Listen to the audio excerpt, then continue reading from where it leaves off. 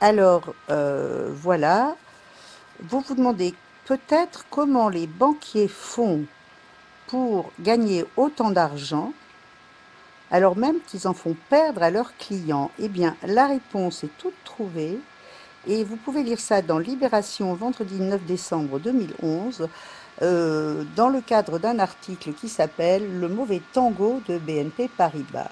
De quoi s'agit-il? Eh bien, tout simplement, il faut déjà savoir que dans la réalité des choses, les banquiers sont tenus à une obligation d'information. Alors, quand bien même ils ne respectent pas cette obligation d'information, c'est la loi et ils devraient s'y tenir. Donc, que dit la loi? Eh bien, la loi dit que le Code monétaire et financier impose aux banques de communiquer à leurs clients des informations leur permettant raisonnablement de comprendre la nature du service d'investissement et du type spécifique d'instruments financiers proposés, ainsi que les risques éventuels.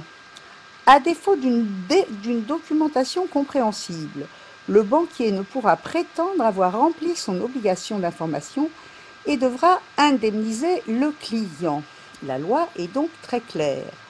Dans la réalité, que se passe-t-il? Eh bien, la banque BNP Paribas, en l'occurrence, mais bien d'autres banques en général, euh, ont conseillé dans les années 98, 99 et 2000 à leurs clients d'acheter des obligations argentines, et cela alors même que toutes les grandes agences de notation, Moody's, Standard & Poor's, avaient largement décoté ces obligations et les avaient classées comme des junk bonds, des obligations pourries.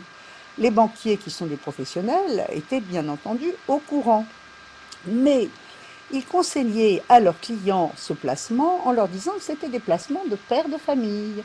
Les placements, bien sûr, étaient juteux, ils pouvaient rapporter de 8 à jusqu'à 11% par an, mais tout ça était bien fumeux et une belle illusion, puisque dans la réalité, lorsque l'Argentine a fait faillite en 2000, le 21 décembre 2001, eh bien, les clients ont entièrement perdu leur capital et bien entendu tous les pseudo-intérêts qui devaient y être assortis.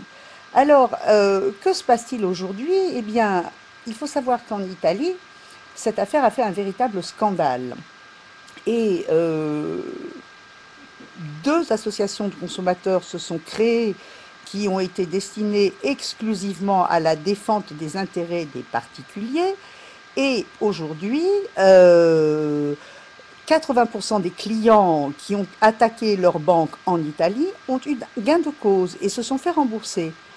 Nicolas Stock, qui est l'avocat de l'une de ces associations, la DUSBEF, a obtenu des centaines de condamnations de banques indélicates.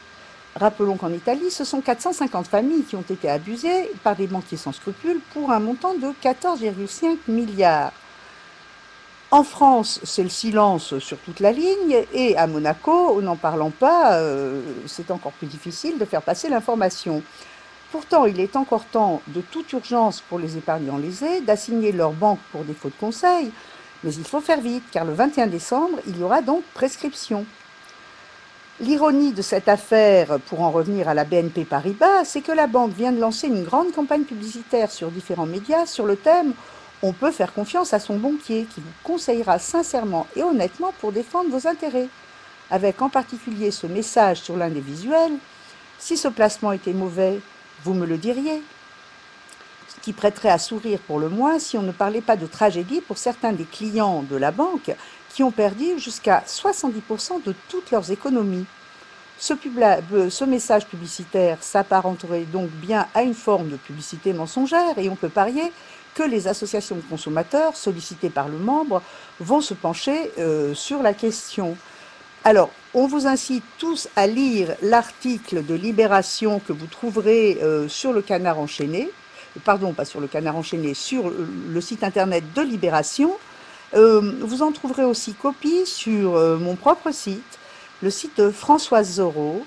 Alors, Fight for your rights, battez-vous pour vos droits, et à suivre dans une prochaine émission où on va vous révéler toutes les malversations de la BNP Paribas qui a donc été condamnée à Monaco pour défaut de conseil. C'est extrêmement rare. La banque vient d'être condamnée en appel à rembourser un des clients qui l'avait attaqué. Et bien entendu, ça n'est pas le seul client, comme vous allez le découvrir. Alors, à bientôt.